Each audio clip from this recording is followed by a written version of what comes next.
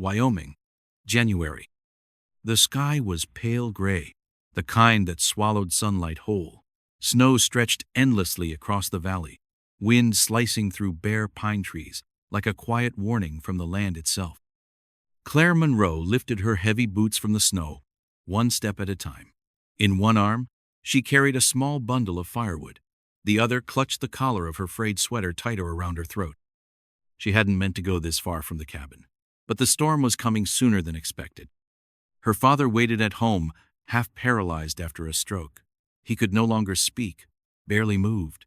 She did everything now, and winter never waited for mercy. She was halfway down the narrow forest path when she heard a sound that didn't belong to wind or animal. Faint, human. She froze, then moved toward the noise, guided only by instinct. Behind a fallen tree, half buried in snow, she found him. A man, mid-30s, maybe older. His body curled near a crashed pickup truck, blood dried at his temple. His jacket was thin, hands bare, lips nearly blue. She knelt, pressed her hand to his shoulder. "Can you hear me?" she whispered. His eyes fluttered, a pale shade of blue, unfocused. No answer, just a soft, broken groan. She didn't hesitate. Claire was not strong, but the man was half frozen and limp. She lifted him the best she could, dragging his weight through the snow toward the only warmth in miles. Her cabin. He woke at dawn. The fire was glowing low in the hearth, and the cold no longer clawed at the air. Claire was near the stove, washing her hands. She turned at the sound of him stirring. "You're awake," she said. "Good." He blinked, confused. She handed him a ceramic mug filled with warm water. "What's your name?" A pause. Then, slowly, he said, Sam Ellis, I think." Claire nodded. His voice was hoarse. He cradled the mug with trembling fingers, eyes darting around the one-room cabin. In the corner sat an older man in a wheelchair, eyes cloudy with age, silent. "That's Walter, my father. He doesn't speak anymore, but he hears just fine." Sam's gaze lingered. "I don't know how I got out there," he murmured. "There was a car, then nothing." Claire didn't press. His clothes were expensive, not local, but there was no threat in his posture, just exhaustion and something quieter beneath it, something fractured. She gave him a blanket, then stepped outside to chop more wood. 3 days passed. Sam grew stronger. His memory did not. He moved around the cabin more now, making breakfast with one hand, washing dishes, clumsily helping Claire carry in firewood. There was something boyish in the way he studied her motions, trying to copy what he'd never done before. They spoke little, but silence, Claire thought, was not always empty. Some silences were softer than words. One afternoon, as snow drifted down like ashes from a dying sky, Sam asked, "You live like this every day?" Claire nodded. She was checking the lock on the hunting rifle. "No one else but me and him." He hesitated. "Don't you get lonely?" She gave a faint smile. "Loneliness becomes a habit, like coffee in the morning. After a while, you don't think about it." Sam said nothing more, but from that day forward, he followed her outside, helping with traps, splitting logs, even sitting beside Walter to read old books in hushed tones. Something was changing, quietly, like frost retreating from a window. The snow came heavier that week. Trees bent under the weight. One evening, Sam walked in from the shed, with dirt on his hands. Claire stood waiting in the kitchen. "I know who you are," she said. He stopped. "I saw your face on a newspaper scrap.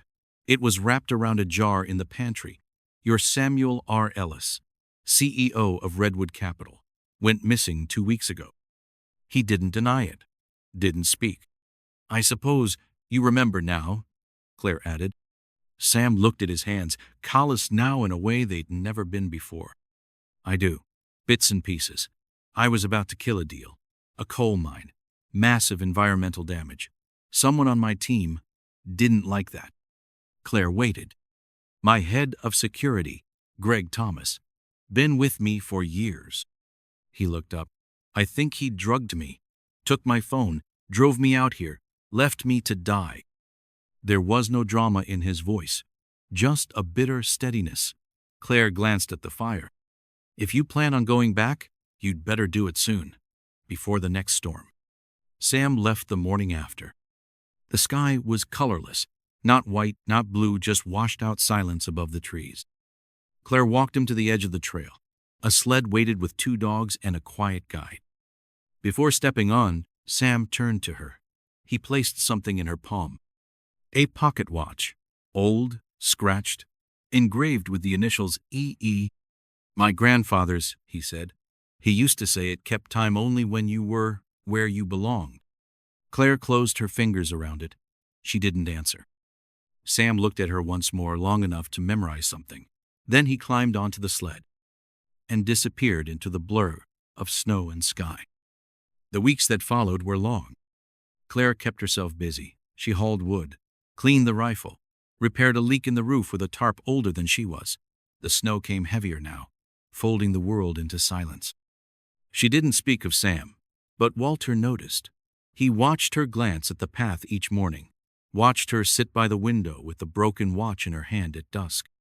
He's not coming back, Walter might have said if his voice still worked, but Claire knew he was thinking it. Until the knock came. One evening near the end of February, as the wind howled like something old and grieving, there was a sound at the door. A man she didn't recognize stood there, tall, in a long coat lined with fur, snow melting in his hair. "You're Claire Monroe?" he asked. She nodded. He handed her an envelope.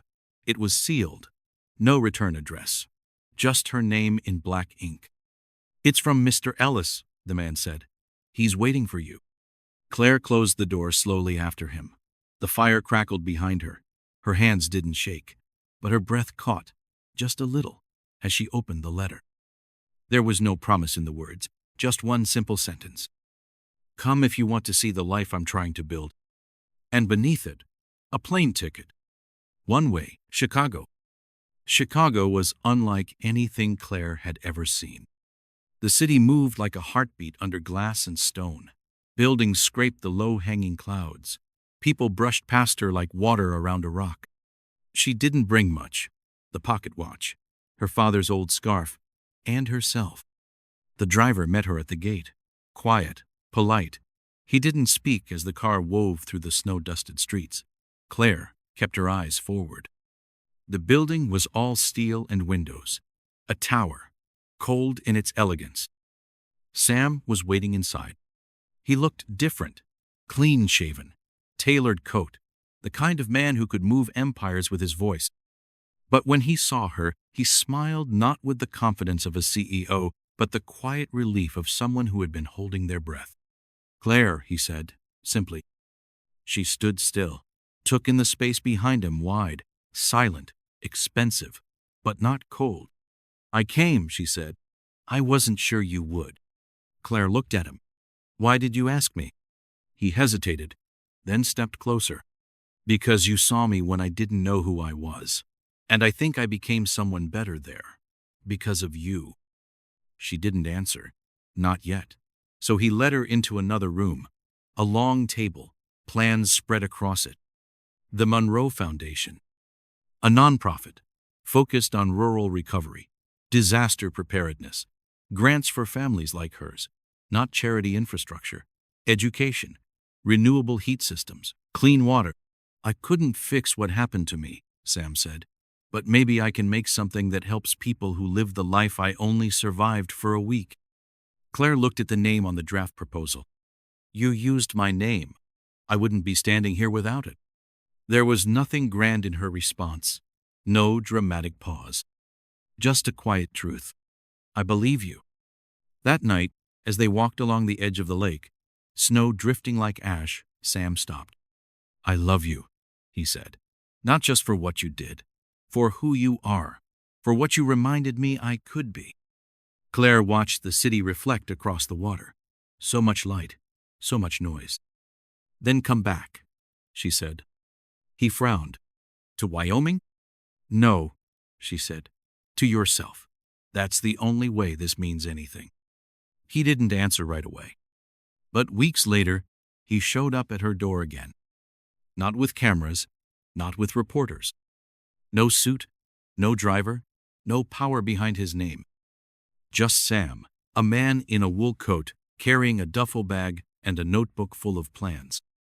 He helped fix the generator that first night, burned his hand, laughed it off, chopped wood the next morning, slower than she did, set a trap, clumsy but eager, sat by Walter, and read aloud in a voice less polished than before, but more sincere.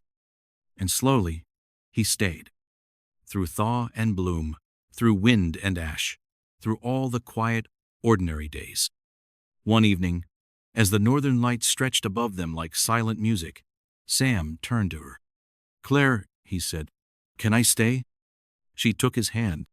"You already have." Sam Ellis, once a man of steel and ledgers, found his place not in wealth, but in stillness.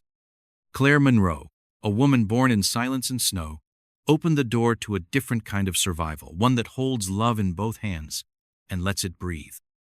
In the end, the story wasn't about losing or remembering. It was about choosing.